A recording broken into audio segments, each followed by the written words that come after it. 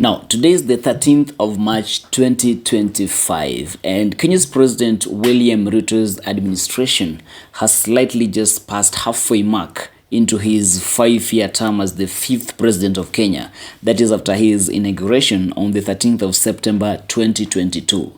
But President William Ruto seems to have seen it all. Have a look at this.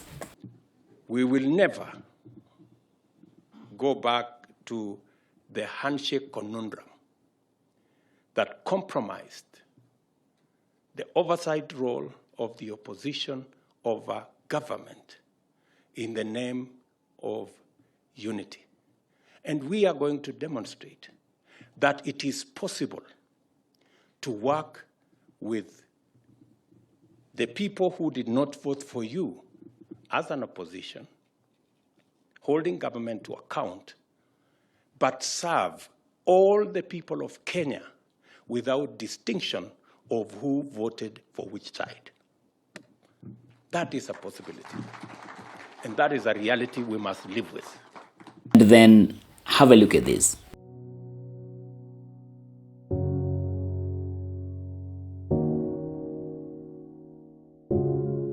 Maybe you didn't understand. Now, President William Ruto, in earlier days of his government, ruled out any chances of co-opting Raila Odinga, the opposition leader, into his government, until the 7th of March 2025, when they signed a framework agreement which may see Raila Odinga and President William Ruto working for the rest of his 5-year term. But what really pushed him here? Now, William Ruto has kept firm that this is a way to bring Kenyans together, while some political analysts think it is a way to try and bring back his relevance to Kenyans and drum up support ahead of 2027 general elections from Raila vote-rich regions. This especially after some Kenyans who carry out opinion polls say that President William Ruto's popularity has significantly waned, especially after he introduced some tax upon assuming office. This tax included housing levy and increasing income tax on some salary bands, as well as raising deduction for health and pension fund. He has also introduced a new national insurance scheme, as well as a new university education funding model. Kenyans has alluded that the social health insurance is not working and the new university funding model is discriminatory.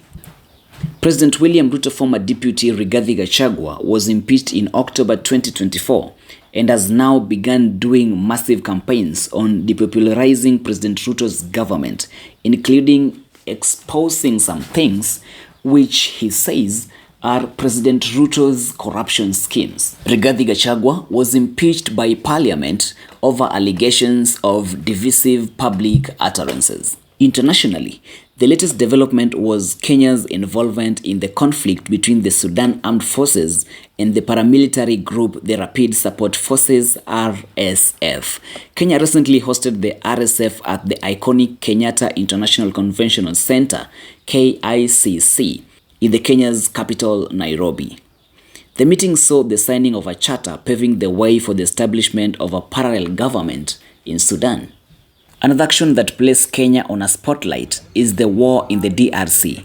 The Congolese government asserted that Nairobi was friendly towards the M23 rebels. This allegation came after the M23 and other allied group met in Nairobi and formed an alliance in December 2023. The M23 rebel is a rebel group which is fighting the Congolese soldiers in the eastern DRC. In another diplomatic fiction, Uganda opposition slammed Kenya after the abduction of Uganda's veteran opposition politician Kizza Besigye. Kizza Besigye was abducted in Nairobi in November 2024.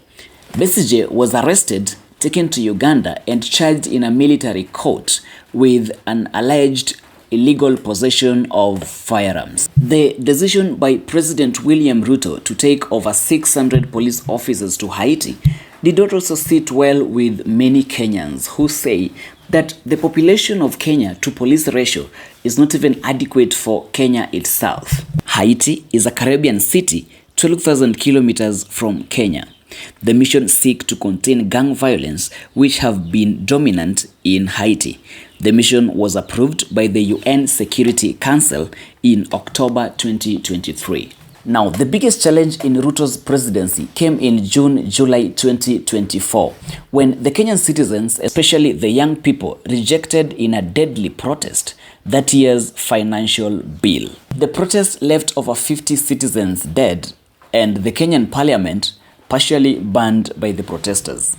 Despite criticism, President William Ruto still tries his best to maintain his position and move Kenya to the right direction. His handshake with the opposition leader has, however, brought mixed reactions. Of course, some Kenyans think that it is going to be for the good of the country, while others think it is more of a political move than for social good.